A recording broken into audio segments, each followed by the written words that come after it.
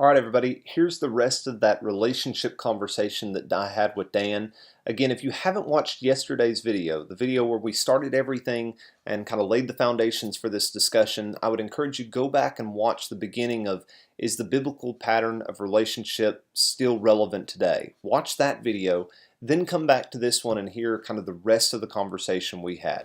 And that's where when we talk about this difference, the phrase that I heard a lot from my friends, the people I was around, kind of my same age group, was, well, how do I know I want to make this commitment if I haven't tried it out? Sample the goods? Yeah, if I haven't had that relationship, either living together or having the physical relationships with one another, how do you know?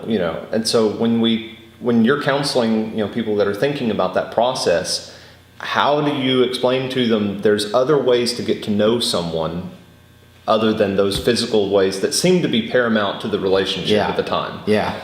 Well, you go back to, again, the scriptures like Hebrews 13:4. Let marriage be held in honor among all, and let the marriage bed be undefiled, but whoremongers and adulterers God will judge. Well, there's a clear scriptural teaching throughout that sex belongs only in marriage, okay? So whatever we're going to do in the pre-marriage part, it's not going to include that according to Scripture. You have the command, like, do not be yoked together with unbelievers. And you have, how can two walk together unless they're agreed? Amos 3 verse 3. Right. So how do you figure out whether a young lady and a young man are agreed in how they're going to live their lives, except through communication, talking, experience of doing things together. Some people have recommended doing things as a group with other people, seeing what these people enjoy, seeing how they behave over a period of time in stressful situations, seeing what their real commitment is. If a young man, for example, is really committed to the Lord, he's not going to try to get you to go to bed with him. If he's trying to get you to go to bed with him, then he's not really committed to the Lord, because the Lord said that's the wrong thing to do. So if he'll do that with you before you're married, then chances are he might do that with somebody else if he gets the opportunity after you're married. Right. So you're looking at the character of this person that you're going to be matched up with. It brings up another, and you may want to divide this into two segments, I don't know, but it brings up a difference between ancient dating and modern dating, if we can even call it ancient dating. It was the couple getting to know each other. Right. The expectation in the ancient situation was that it would lead to marriage. They really didn't get into it unless they thought it could lead to marriage.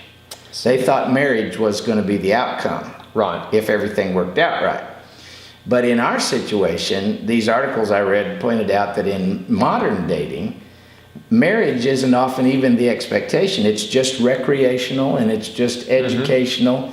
It's relationships, including some degree of physical relationship, without any concept of long-term commitment. Yeah. And that is patently unbiblical. I mean, the Bible would never look at it that way. Yeah. It's not wrong to have friends. Yeah. And groups of friends, and we know each other, but the type of relationship that many couples have in modern dating, that has no thought of marriage being the goal, it's purely recreational. Let's just have fun and explore and stuff. That's not an idea that you find in Scripture. Yeah, it's that idea of, how am I going to find the one if I don't kind of play the field, Yeah, and the one is a myth that comes to us out of Hollywood.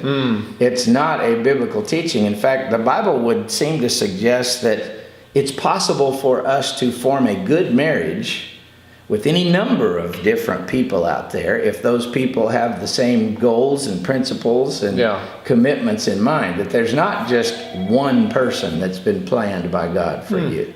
That's...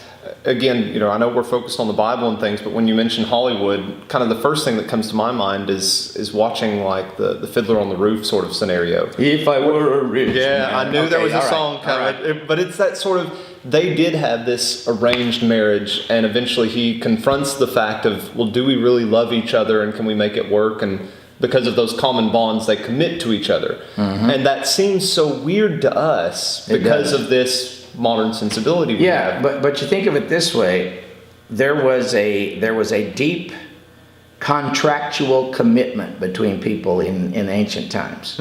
And that contractual commitment, which marriage really is, was based on family and God-ordained values, okay? They believed that love, or what you're talking about as love, romantic love, would grow in the process of getting to know each other. They did not believe that love or romantic love was a condition of getting into the relationship in the first place.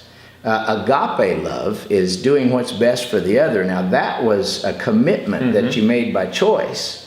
But the eros kind of love that we always think about, that was something that grew stronger as the relationship developed after marriage. So it's again kind of a modern thing, this idea of you fall in and fall out of love. Yeah, that's a totally unbiblical concept. You don't fall into love in the Bible, you choose to love. And if you happen to fall out in any way with your wife, you still choose to love her and work things out. So again, it's totally different. And I think I would suggest that we maybe seek part 2 of this. I think so. Because we've laid a little foundation here, and maybe we can discuss it a little further in another round. Yeah.